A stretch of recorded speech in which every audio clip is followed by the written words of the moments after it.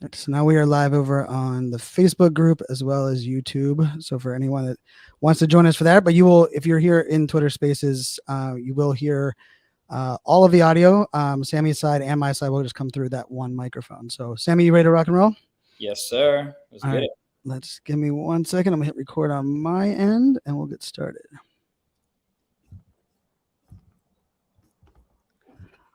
Welcome back to another episode of NFT 365 and excited to bring you another fun interview. And actually this interview is a little bit different of an interview than some of the ones I have in the past because and I'm not sure if Sammy, if you know this, but I think you're the first person I've met in person that has been on the podcast kind of like after we met in like the Web3 world. A couple of the earlier guests I knew from back in the day, but we got to hang out in Miami, and I actually got to hang out, like not actually just like both at the same event, but we got to spend some time together.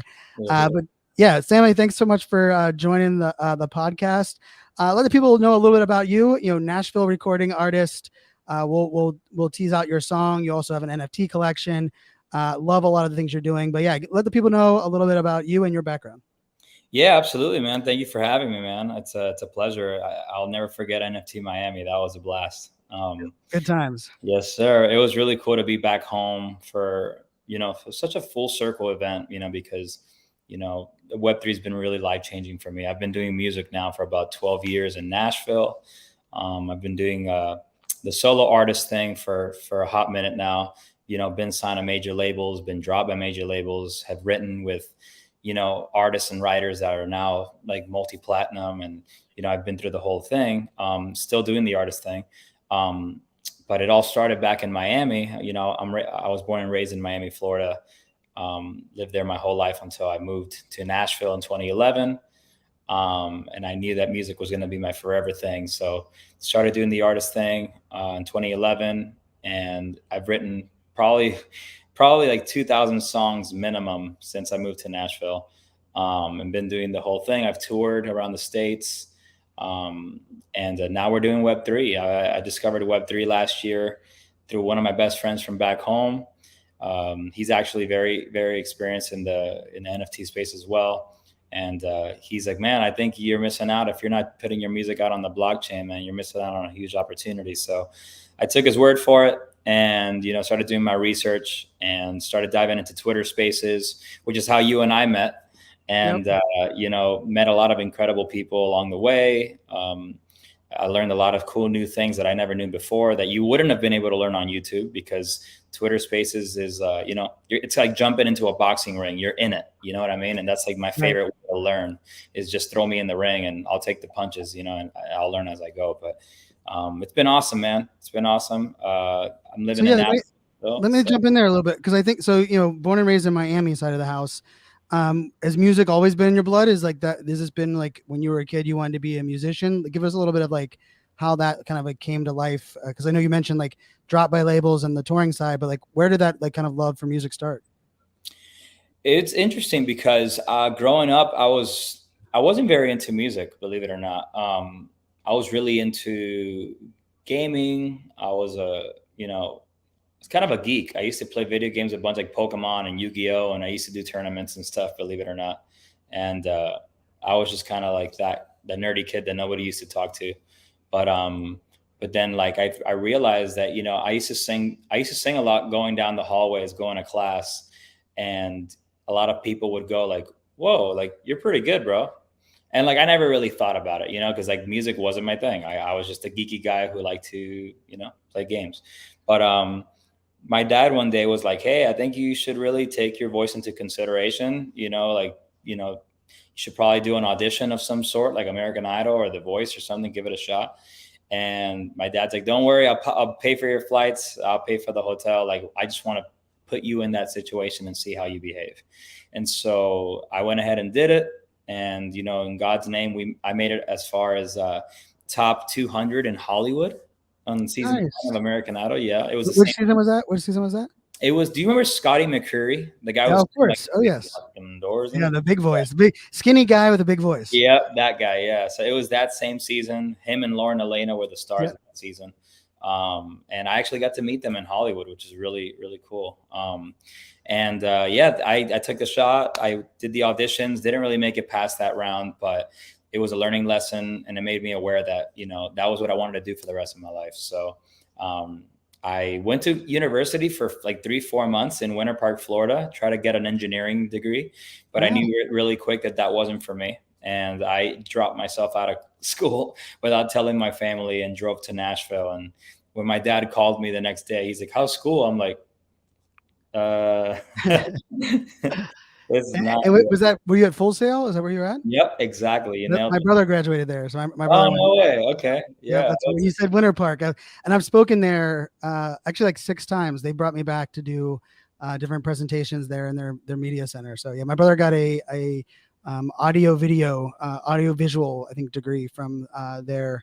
I don't know what year he graduated. He's young. I mean, you're younger than me too, but yeah, he's younger. That's a cool school. So I mean, yeah, I mean, that's a school, like, I mean, that is for like a performing arts school. But then you left there and moved to Nashville, and you've been in Nashville ever since, I guess. Is that where you're at today?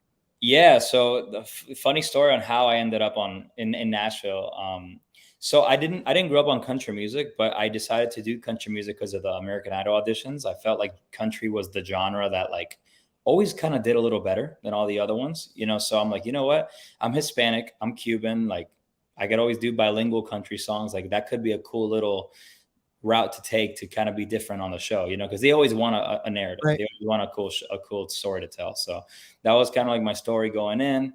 And then when I moved to Nashville, it was interesting because what I did prior to moving was, do you remember in CD, when you open a CD box, there's a little booklet, and like, Oh yeah. you see all the credits of all the songs, the lyrics, the engineers, the producers, all that stuff. So my crazy ass thought it'd be smart to take all the first and last names from all the people involved in my favorite albums, like Keith Urban or Rascal Flatts, and I would go on Facebook and just look for these people, and I would just add them like relentlessly. I just go, "Oh, this looks legit." Add, add, add, and so I added like probably hundreds of producers, engineers, and songwriters, and I would create one template, one message with a copy paste ability where I can go, "Hey, I'm Sammy. I'm an aspiring Latino country artist. Here's my link to some of my demos. Let me know what you think. And if I should move to Nashville, let me know." And I just copy paste, copy paste, copy paste, copy paste until like one or two fish like bit the line, you know? And I was very fortunate to have met one of the actually one of the first producers, writers that believed in Keith Urban. And he saw something in the demos that I sent him or in the message. And he's like, "Hey man, I like what you're doing. I don't think your songs are there, but that could always be fixed when you move to Nashville. We could always write you some new songs. But I do think you have a cool voice. You should move to Nashville." And that was enough for me to pack up my bags, expel myself from school, and just go straight to Nashville. Wow. So I mean, Yeah. I think just that's proof you've been a hustler since day one, right? Like, you kind of like, and I like that you kind of identified, country music as a place like in the competition side, right? And then you kind of leaned into it from there. And I even think like you and I had interacted on Spaces a while ago before I'd actually heard you sing. And I just, in our interactions, I actually didn't expect you to be singing country music, right? And I'm one that I like to consider myself like, I love every single genre of music. Big country fan. I've seen, Rascal Flatts and Keith Urban. I've been to a lot of country concerts, but I also, like just about pretty much every musical genre. But you've done some on Twitter Spaces. You've done a lot of like request style, and I was always impressed. Like, when it was like, I like, it was like Alabama or like Fishing in the Dark or something that was like a country song, and I was like, "Oh, listen to that part come out." But so I think that it's cool that, from like the fact of being always kind of hustling and really kind of trying to seize the opportunities, right? Seizing opportunities at Idol, getting out of school, jumping into Nashville. And so we'll kind of bring that back to life. But like, from right now, where you're at now, like you've kind of leaned into Web3 pretty heavily. You have your own NFT collection. You have a song, which we'll kind of talk about the origin of that song as well. That is really, all about this space. You said a friend kind of turned you onto the space. What was your like kind of first impression as an artist, but also as a musician? Because I haven't been able to interact with a lot of musicians here on the platform, and the ones that I've tried to introduce, they've kind of looked at it and almost like laughed, even though I showed them what like Ape Productions was doing and show them some of the musical ones. So what Yeah. was your first impression of kind of the NFT space as a musician? Man, when I first came in, I came in blind, man. I didn't know what to expect. I just knew that my friend was very passionate in the space, and he had already been an investor in several collections. I didn't come in with the mentality of like, I'm going to immediately like tap into my music. I came in with the mentality of like, I love art. I've always wanted to, tap into that space myself. And to know that like I could meet other cool people that are also like that also share similar interests, by just investing in an NFT, in a JPEG or an NFT, like sign me up. So I started doing my research. I got some crypto mores of early on. I got a humanoid. I got an apocalyptic ape, and thankfully, Twitter Spaces was a thing at the time, right? Right. Because I know that NFTs have been a thing for way longer than Twitter Spaces have been a thing. But I came in right when Twitter Spaces was like hot and ready, and I was able to invest in these collections and immediately jump into a Twitter space and be like, "Hey guys, I'm Sammy. I just bought one of your NFTs. I don't know what the fuck I'm doing, but I love you guys and I want to be part of your family. I want to just like meet all you guys. You guys are all really cool." And then along the way, people were like, "Oh, I saw your bio. You're a musician." And so I'm like, "Yeah, I do music, whatever." And they're like, "Well, sing us a song." Right. And so that became kind of the thing. Like it became a thing where like people were like, it became a daily thing. Like they were expecting me to be in the space at a certain time. And after every hour or every 2 hours, they'd be like, "All right, we need a break. Everybody get up, stretch, drink some water. Sammy, sing a song." Yep. And Which so is like, that's kind of how I've there's been plenty of that. That timing's a big piece of that, right? And I also think like your ability to kind of turn that on, but also, for the listeners, like, and I, it doesn't have to even be a musician, right? I think the idea of like joining a collection, finding people like that have that similar values, but then figuring out what you can add, like, I mean, I've been joking, like there's a friend of mine that is a chef that she should be in this space. Like she has recipes all out of the book, and she's like one that like, she loves when people throw her like ingredients they have in the kitchen, and I'm like, oh my gosh, you know how many like NFT communities would kill for that, like in the Discords and like, and you did that, right? Like you kind of like were kind of embraced yourself on that side. How long into that, like kind of like collecting and kind of inserting yourself, did you start to be like, hey, this is something that I could launch my own collection? Or is that something like you kind of clicked on, but then you were like, I'm going to collect first? How did that aha happen? So it happened like, I'd say maybe 2 or 3 months in. I just came in because I was legitimately passionate about art and like just collections and stuff. But it wasn't until like 2 months in, I was in an apocalyptic ape space, and somebody from the community was like, "Hey, look, you're with a bunch of like degens. You're with a bunch of Web3 like enthusiasts that spend hours and hours and hours just like spending crypto and flipping and NFT. You should write a song with the lingo, with the terminology, with the glossary of Web3." And I'm like, "All right, let me put my songwriter to the test." So I grabbed my little ukulele that I had next to me in that very moment, and I started coming up with little guitar licks. And I went on Google and I literally put Web3 glossary, and I studied all the terminology like bullish, bearish, crypto, everything. And I found a good set of words that felt cool together, and I kind of puzzled them into the melody. And I got on a Twitter space the next day and said, "All right, guys, you guys challenged me, and here's the result." And so that's MetaGirl. Wow. That was literally That's, MetaGirl. I mean, how cool is that? That's like born on the blockchain, right? I It think was literally born on the blockchain. Yeah. that is such a, and you mentioned earlier, you've written, 2000 plus songs. Like that's a big piece of your, like from a songwriter perspective, like, your ability to kind of see kind of, the way that you want to compose something, bring something together. And I'm speaking as if like I have zero knowledge in this, like in that space.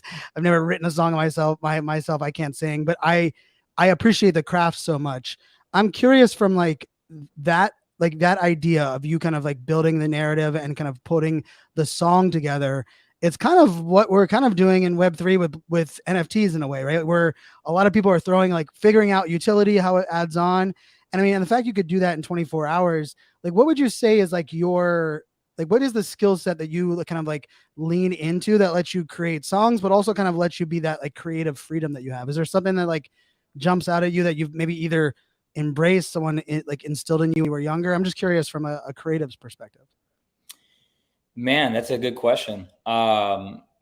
It's funny because like I tell my collaborators all the time, you know, because in Nashville, people are very used to like, let's book a session at 10 a.m., you know, and Right. it's an everyday thing. Like they literally wake up, go to a studio, write a song, and they're out. But I've never necessarily been a fan of that, because at that point you're kind of forcing creativity. Because you know, I've even talked to some of my friends who write twice a day because it's part of the grind here in town, and they're like, I'm burnt out, bro. I don't have any ideas, but I keep writing these songs. And my first response is, how shit is that song? How bad is that song? Like Right. you're not putting your heart into it because you're burnt out. You're not focused.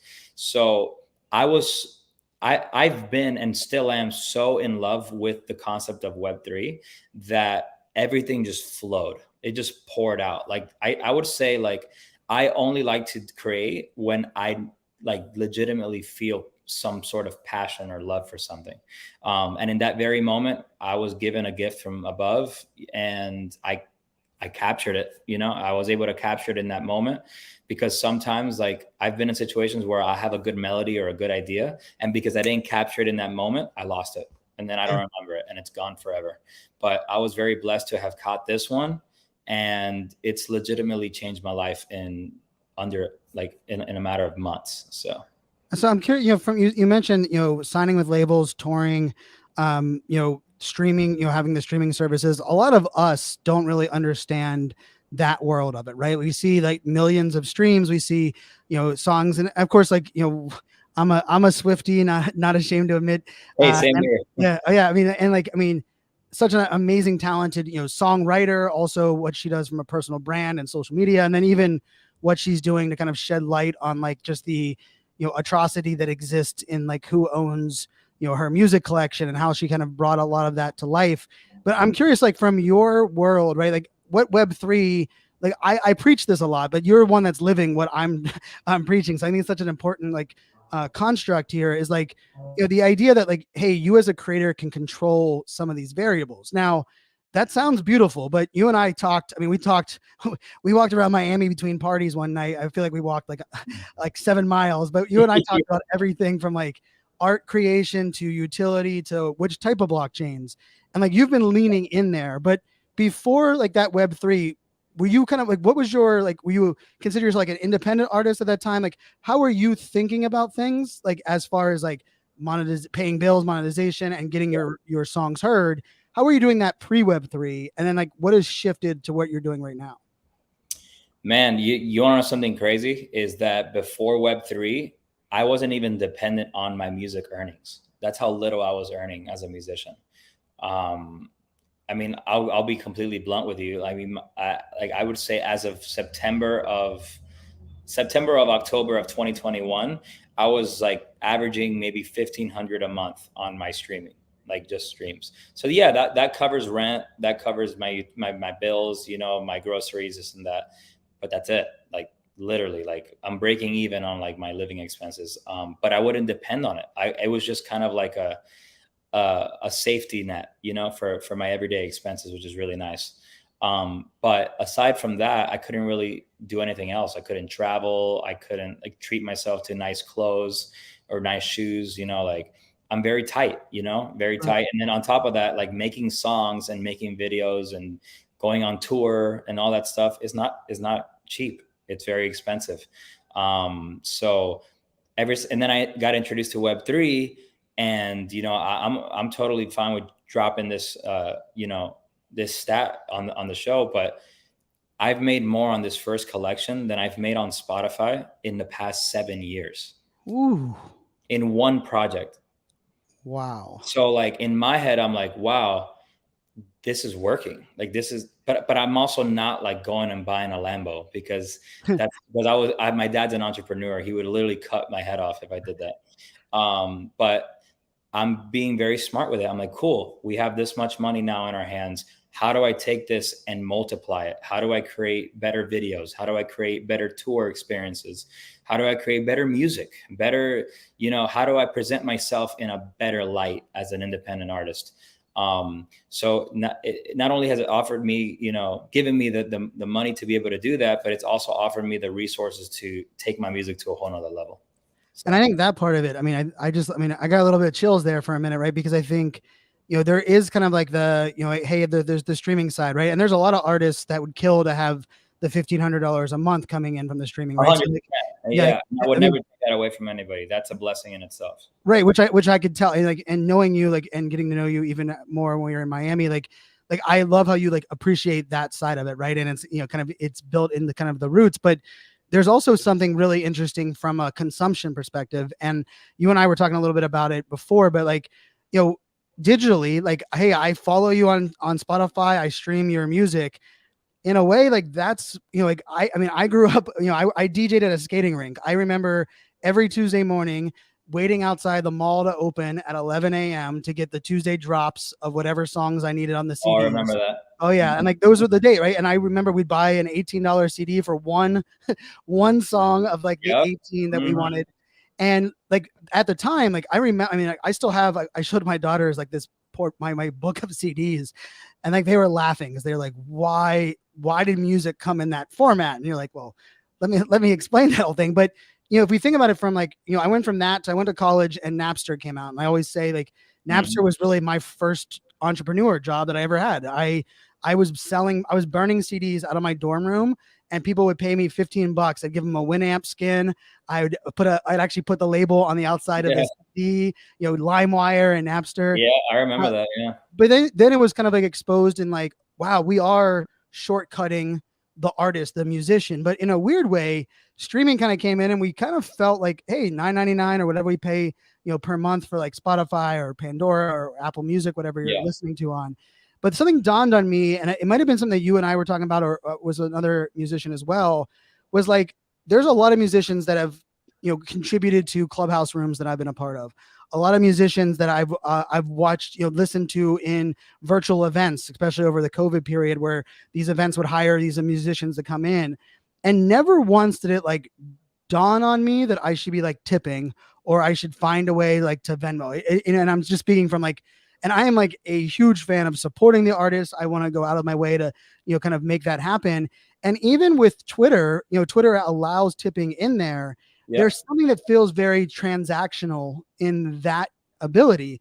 But there hasn't been any musician that I've discovered on Twitter Spaces, or really in the NFT space, I've tried my best to buy their NFT, because it's almost we're kind of almost going back to those days of not only can I own something of yours, but I now actually feel I have visual representation that I support you, right? Much like those CDs. I opened I remember I opened the CD book, and it opened up to an Arrested Development was the CD that popped up, which is as old school, and Bone Thugs and Harmony was below it, and it was Arrested Development above it, right? And the beauty to me of that was ownership. And for those that are trying to wrap their head around NFTs, I look at it from 1999 until now, ownership of music and relationship, and really that direct support of artists really only came when we went to live shows. And I do go to a lot of live shows, but let's face it, we also know that it's the headliner that's getting that cut from that piece. So talk a little bit about, you talk about the, Apocalyptic Apes, kind of aha, you have the art and you dropped an NFT, but from a music NFT, I can almost guarantee 99% of people listening to our podcast have never owned even a music NFT, or even have the idea of what that is, right? And the beauty of this is that it can come in all forms, right? We've seen recently in the news some artists that are doing NFT only for their entire album, some that are doing per song. The first one that I bought was that Apin Productions with Timberland. Talk a little bit about okay, once you had the aha, now you're okay, what is this going to look like? What were your thoughts on kind of that first kind of rolling that out? And what does it look like for those that own your NFT? And for those listening, we do own a MetaGirl NFT as sure. part of our collection with Mint 365. So, Yes. yeah, Thank you. set that up for us. Yeah. No, I love it. For coming in, I was very like interested in finding a way to like transfer over my Web 2 creations into Web 3 and seeing like what's the best way to like roll it out. And like, with analyzing how art in the NFT space is embraced, I figured I'm like, well, how cool would it be to attach a really cool piece of art, that is inspired by me and my songwriting, and my melodies, and attaching a full song to it. And then from that point on, treating that NFT as like a VIP pass to my music journey moving forward. So like when I start doing shows in real life, like let's say there's 3 people in Texas that have my NFT. Well, guess what? Those 3 people now they get to cut the line. They get to go ahead in the venue 5 minutes before the general audience is allowed to. And if the general audience gets mad, well, why didn't they buy the NFT? Right. And so like that's kind of the mentality of like the fan club experience is back and it's better than ever. And the cool thing is that in blockchain technology is that back in the day, fan clubs were mainly like meet and greets and like, physical like posters and stuff like that, but that's it. Yep. Now on the blockchain, you can do both. You could do physical, you could do digital, you could do discounts, you can do unreleased content that you can only experience if you're an owner of that NFT. Which is why I'm currently creating a token gated website, a section of my website where all the Genesis holders will be able to enter this section where there's going to be iPhone recordings of when I was first mumbling MetaGirl, like in my shower, like, oh, this is a good melody. And I started mumbling it into my phone. Like you'll be able to hear that in this section of the website. You'll be able to see photos of like when I was in Indian style on my bed, like just playing the song and figuring out the lyrics, like things like that, like the behind the scenes that people don't normally get to experience. I'm going to be putting that in that section of the website. And I do see other artists doing that down the road. It's allowing the connection between the artist and the fan to strengthen more than it ever has. So. And I think for like me, and you and I talked about this as well. Like, I mean, I joined Dave Matthews Band Warehouse in 2005. Like, I actually went and looked earlier today, and like my membership is 2005. And wow. The beauty is, I mean, that's a long time, and my ex-wife was a massive fan of Dave Matthews. We've seen Dave Matthews in concert well over 70 times in person. Wow. Yeah, like that's the fans that we were. But the funny thing about it is, 2005. Definitely, Dave Matthews was established, but as they grew, I will say like my 2005 membership really doesn't get me anything more than the fact that I still get early discounts on tickets. I get a little bit of discount on merch. I've never really as the band became successful, there wasn't any like additional value that I got or like coming on the road or like that. Like, I mean, for me, like imagine if I had the NFT of like the posters that I bought. Like, I mean, we have posters upon posters of these, of these NFT, of these different events that we went to. But even like the idea that I would have, like, I mean, the NFT of one of the first, I think the warehouse started in 2003. So like I was the second year that entire fan club even was created. So I love that you're kind of looking at it at like the fan club side, but you and I also talked, I have a coin on Rally. I hopefully we're going to kind of get you into that door. Yeah. And then you also talked about like, there is like this tug of war on like, how do I give access and utility to like my audience, but also like should I remove the songs off of all public streaming places? So where the only place someone can get it is if they hold the NFT. But then of course, like that's that creator development of like, I want what my gift is to share with the world. Right. But you also want to kind of talk a little bit about like how you're kind of thinking it. And then the other piece that I just want people to understand is like, there are so many moving parts to this NFT space from a musician and you're doing it as like a team of one, like just to put this out there for perspective. So like for me, like for artists that are out there, like the need to have a team, is essential. And the fact that you've gone all in because there isn't others that you can just kind of like lean on. And I have a feeling over, the next many months, a lot of what I look at is like people coming to Sammy and being like, Sammy, give me the blueprint. Like, let me hire you to help like build the blueprint of what you're doing. But I'm curious, talk a little bit about like that dilemma you are in as a musician, because you like want to gate it, but you want to share it with the world. You still want to stream it because like you shouldn't have to cut off the revenue that you've been building for 7 years, while at the same time you're like, hey, I'm making more money now than I did over that 7 years. Talk a little bit about that part of this. Man, that's a really good way to put it. Because a lot of people have asked me, I'm like, oh, so is Spotify done for you? Are you done with Web 2?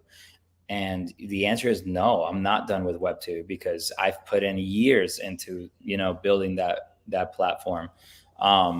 And so what I'm doing is saying, hey, I'm dropping all these songs on Web 2, but what if I told you that there's one song right now that you haven't heard that you might love, that's actually changed my life, and it's actually like, allowed me to provide you guys with all the content that I wasn't able to before, and you're going to be able to listen to it and own it, like if you buy my NFT.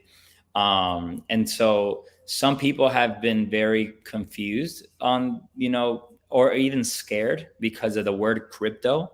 Right. The word crypto is one that I actually do not use in onboarding conversation. I say digital currency. Right. Because crypto just sounds scary. It sounds cryptic. It's just like, it has like a scary sound to it. As a songwriter, I hear words in certain ways, and that word actually scares me when I hear it. So I try to make it as easy listening and accessible as possible.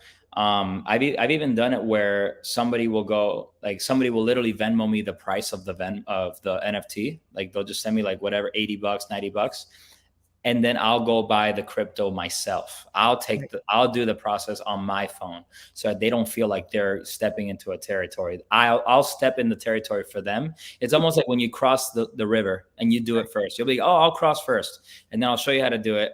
You take you sacrifice yourself first, and then they're gonna go, oh, this is actually easier than I thought. And then boom, they crossed the river, they made it to the other side, and they're like, damn, this is cool. I'm on the other side. What do we do now? Yep.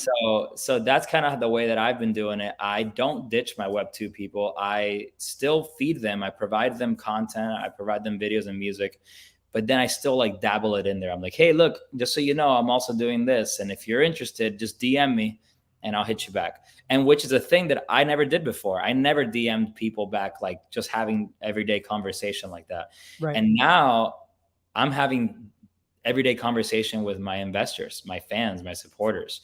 I know them on a personal level. I know what they do for work, where they live, all that stuff. I love that because it's the best metadata you can ever get. You know what I'm saying? Like you're learning your fan. You're giving them exactly what they want. I mean, and you're getting that instant feedback. And I will say, like, you and I, when we were talking, I think we were walking around Miami, like I just was throwing out ideas. And I will say, like, I'm going to put this out there. We've had a lot of guests, this will be episode, I believe, like 156, 157 of the podcast.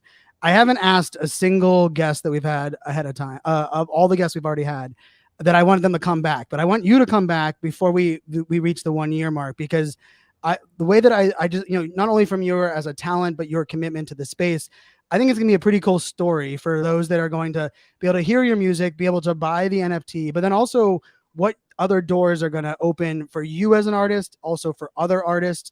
Because when you and I were talking, like the idea of like access to you is often like for us that are musically challenged or artistically challenged is like part of it, right? Like, so like part of it would be even like, the idea that behind, gated or even like, a Discord or on a website, we're able to get access to like hey, here's a picture of like the song I'm outlining right now. And it's a photo that you wouldn't really put out publicly, but you would, you're giving that kind of access, right? Here's a little AMA after I came off of a live show. I like to say, like, even like, as a Dave Matthews Band fan, like I've bought like the live tracks albums. Like I've streamed them from like the Dave Matthews has like a massive cult following of people that will like bring these massive like audio antennas to like capture live Yeah, music. yeah, yeah, yeah. And he used to fight against it, and he eventually embraced it. Like I used to listen to all those live, and then I would still buy the live tracks, ones that were composed, for them in that kind of piece of it. But I even think like that part of you as an artist, right? Like,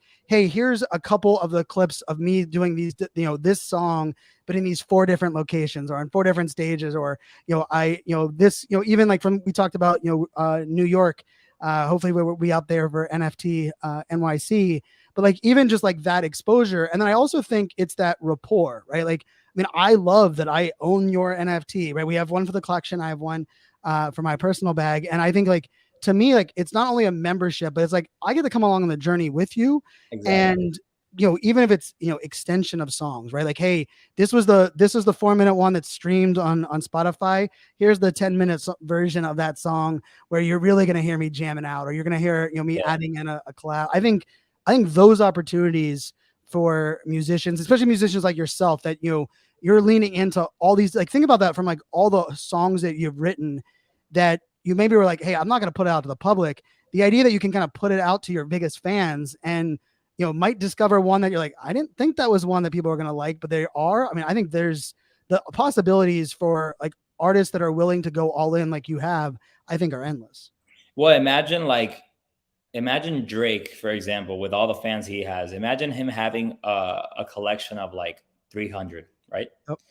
And he says, "Hey, I'm gonna show only those 300 people. I am gonna show them a snippet of all the songs moving forward that I'm thinking about putting out and getting their thoughts. And based on their reaction, I am gonna choose the song I put out." Like that is dope. Like the fact that I could have a say, I'm one of 300 to have a say in what Drake's next move is. That is utility. Yeah. And that's that access that we all crave from an artist. Exactly. And so, not everybody's going to be that much of a mega fan. I'm going to just put it out there. But the fact that it's an ability, something that you can do, it'll be an ability, like that's huge, and when it comes to like the concept of NFTs, people think it's a one thing. And the thing about NFTs is that it's many things. Right. And that's what I feel like people are struggling with understanding, is that, it's a digital asset that can be molded like clay to whatever you want it to be. In my situation, when people buy my NFT, they're not buying it for like the utility that comes with the NFT. They're buying it because they're taking a chance on a human with a music dream that has the potential of becoming something bigger than what I am now. It's more like you're taking a bet, like you're placing a bet on me early on. You know what I'm saying? And also like building a trust that I am going to provide you guys with the experience that I say I'm going to give you guys. But that's one of the reasons why I'm doing it, is because I've always wanted to do it and I finally get a chance to. And so I feel like creatively, I've never been able to breathe more than I've ever have than in Web3.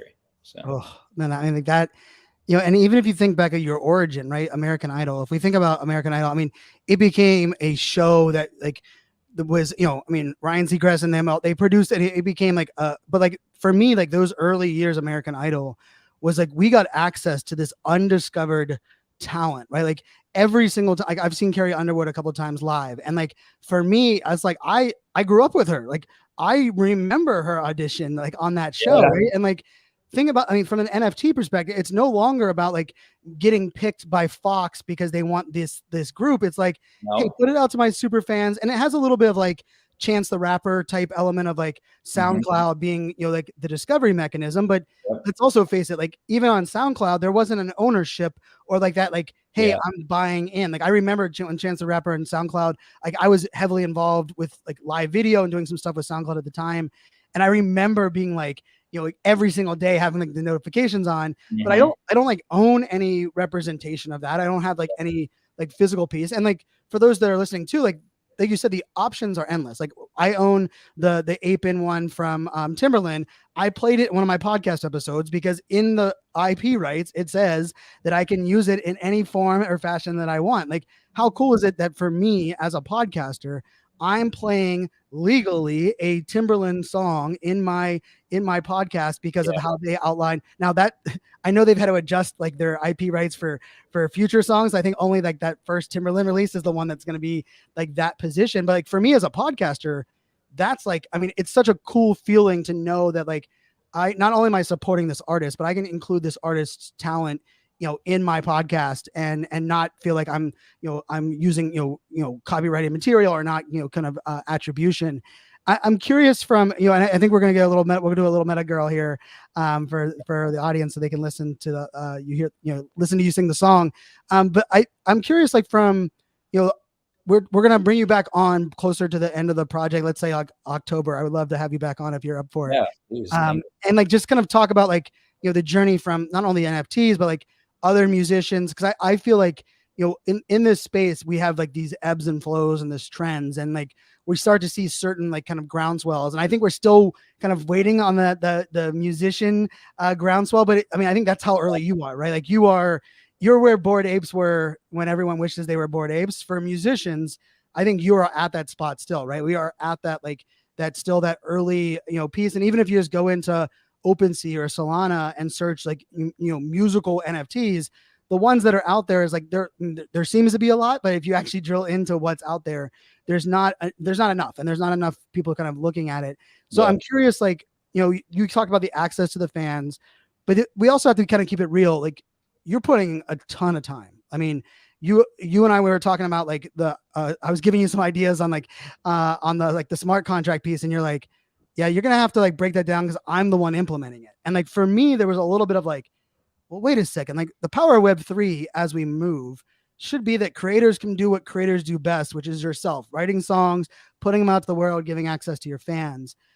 From a standpoint of all the things that you've had to do, what has been like the either like the hardest to learn or the thing that's like pushed you the most from either like a tech side or like a Web3 side to kind of get this out to the world? Because there's a lot of musicians that are listening to this and they're like, man, I would love to have what Sammy's doing. Yeah. But they kind of want the easy button, right? Like, where do I click the like post my NFT with my music smart contract? So what would you say has like been the thing that has been the thing you've either had to spend the most time with, or the thing that like people just need to understand when it comes to what you've been building? I think technology is the number one hurdle that I had to overcome. Despite being like very, like, I feel like I'm pretty tech savvy, I'm very, I love learning new, devices and technology and all kinds of stuff. But,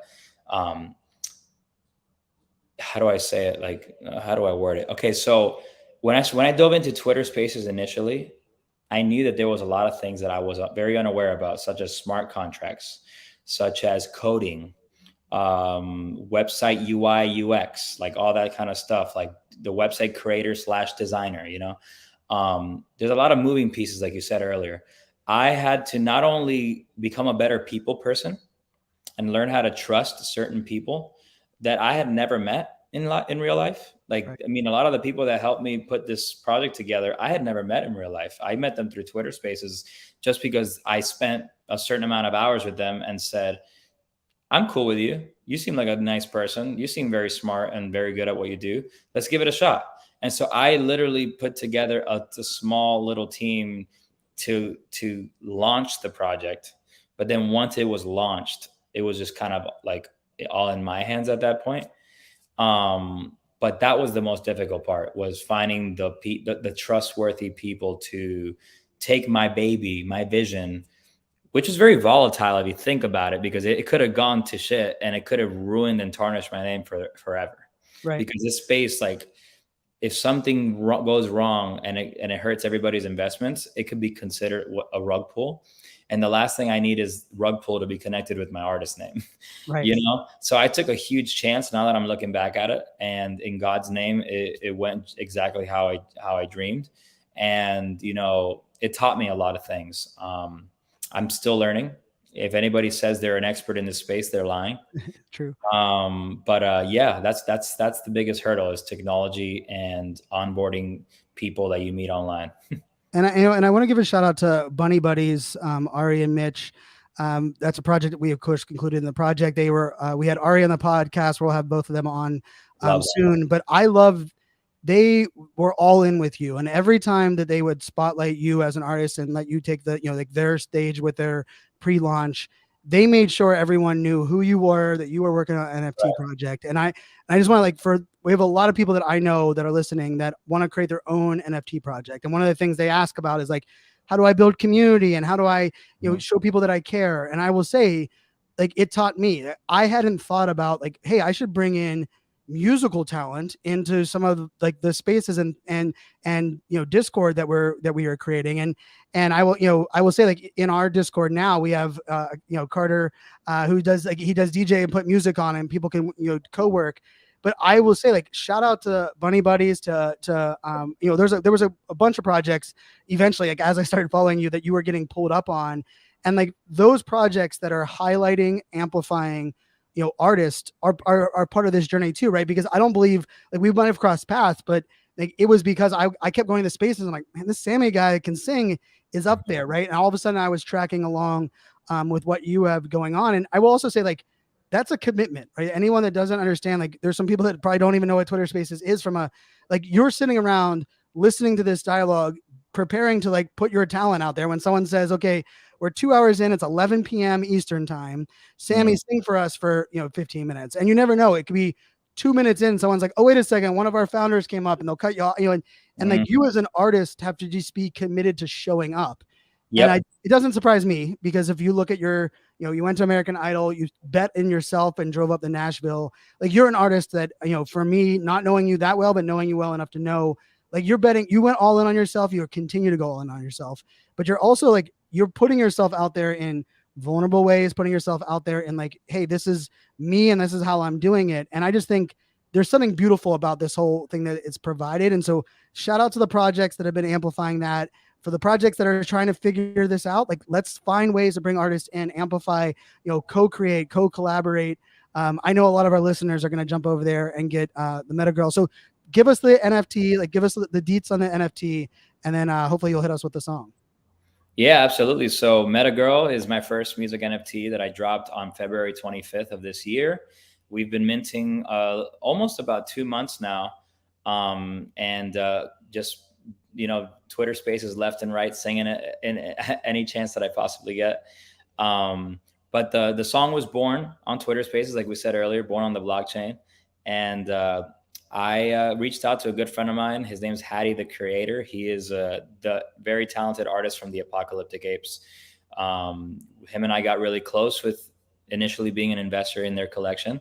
And he reached out and said his daughter was a huge fan of my music. And so I was very, very happy about that. And I immediately was like, well, just so you know, I'm a huge fan of your work. So how cool would it be to collab on something? Maybe you can design the single art for MetaGirl. And so he went out of his way and designed the 2D heart that you guys see on the display image on the NFT. I'm just very happy that I was able to collab with Hattie, because he is, in my opinion, one of the best artists in the NFT space. Yes.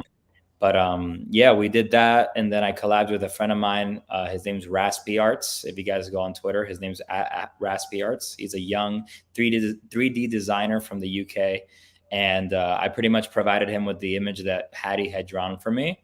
And he made it a 3D rendition. I kind of gave him the vision of how I wanted the heart to be displayed in the laboratory. And he pretty much made an 8-second 3D animation of that heart pumping. And we attached the full song, the full MetaGirl song, to that NFT. And now it's exclusively on the blockchain. If you guys want to hear it, it's exclusively on the blockchain. So, which is cool. When we were all sitting around eating sushi, I'm the one, I pulled out my MetaMask, and I was playing it directly from my phone, which is like cool in that like ownership side, right? Like that is, there's something really neat of that. And I also love that you shared, like, we didn't touch that before, like the artist part. Like, you were a collector of the NFTs that opened the doors that allowed a lot of this to happen, right? So for artists that are out there, this, and I mean, really, artists, pretty much anyone that has a creative talent, like, part of the beauty of this is if you are committed and invest in other communities now that they probably have nothing to do with like the music that you might be creating, but they're going to open up doors to, artists, smart contract writers, 3D animators, and even those that can, amplify. And let's face it, a couple projects with 10,000 holders that they can, spotlight your music, that can, shed a couple thousand people to buy your NFT. And now you're not relying solely on like the streaming rights as a whole. So I mean, I love the whole story. I love this whole piece. So I mean, really cool. I just love it too. It's like, it's definitely born on the blockchain, right? I think that's something that not many people can say, and I think we'll probably see it a lot more later. Yeah, man, absolutely. And we actually just announced that we're gonna be, because initially the collection was supposed to be 3501. The one being the only one of one in the entire collection, which has not been minted actually. But we actually decided to chop down the collection as of today to 1500. We have the entire collection to create more scarcity for the Genesis holders. And from a musician's standpoint, as you know, music is cranked out nowadays. Like every 2-3 weeks, you get a new song. Right. We're cranking out songs on Spotify and on social media. So I'm trying to adapt the creation of an NFT to the same way that I would treat me releasing music in Web 2. Like nice. Every 2-3 weeks, I had to do another song and another song and another song.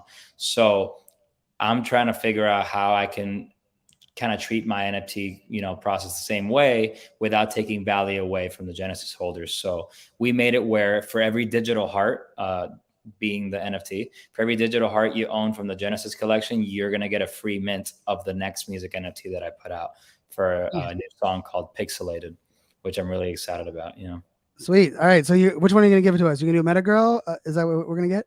If that's the one you want, that's the one you're going to get. Let's do it. I like it. I like it. So I'll give you center stage. Excited for this. We'll put all the, for all those that are listening, we'll put all the links, show notes. I love that you have the collection. That means, you better jump on there. Of course, the beauty of NFTs is you can get the secondary market, but get a chance to mint one of those one of ones. We'll put the links in the show notes. And Sammy, over to you. All right. Well, this is MetaGirl. You guys can hear this right from the luxury of your wallet once you mint the MetaGirl heart. We got some on secondary as well. If y'all want to check it out, MetaGirl Sammy Arriaga, the Digital Hearts. So hope you guys like it. This is MetaGirl.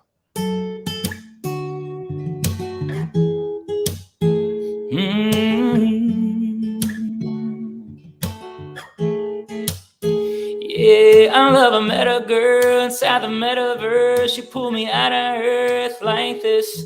She got me spinning all of my Ethereum. Made her my one-on-one real quick. A digital heart, yeah, she got it in a wallet. Flow going up while I'm over here falling. I love a MetaGirl.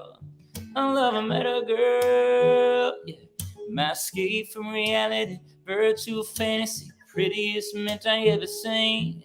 Yeah, she burning my battery. Love what she do to me. Got this man stuck behind the screen. Hottest thing around the blockchain. Can't believe that she my baby. Everybody thinks I'm crazy, cause I don't wanna go back. Don't wanna go back. I love a MetaGirl inside the metaverse. She pulled me out of earth like this. She got me spinning all of my Ethereum. Made her my one-on-one real quick. A digital heart, yeah, she got it in a wallet. Flow going up while I'm over here falling. I love a MetaGirl. I love a MetaGirl. Yeah. We tell each other GM every morning. I never felt like this, no derivative. Bullish on this love and how it's going. You bet that I'm gonna show the hottest thing around the blockchain. Can't believe that she my baby. She got me giving up my seed phrase. No, I ain't gonna go back, don't wanna go back. I love a MetaGirl inside the metaverse. She pulled me out of earth like this. She got me spending all my Ethereum. Made her my one-on-one real quick. My digital heart, yeah, she got it in a wallet. Flow going up while I'm over here falling. I love a MetaGirl. I love a MetaGirl.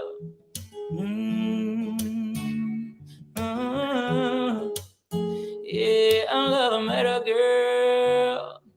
I love a MetaGirl.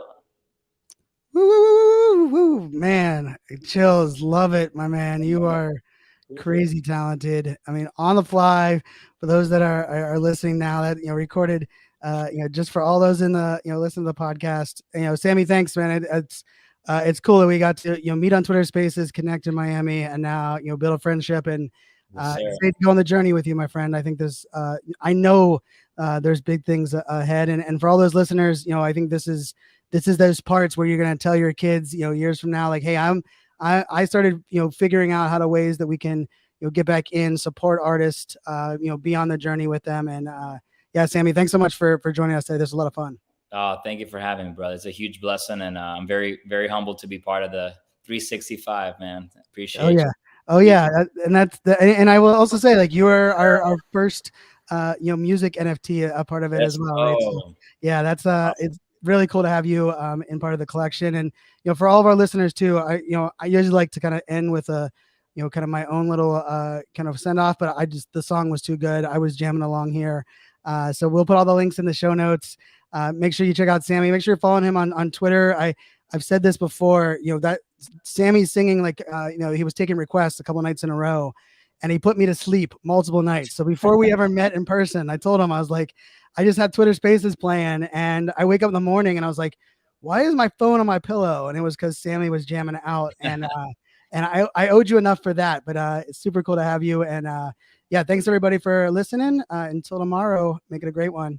Cheers. Hasta mañana.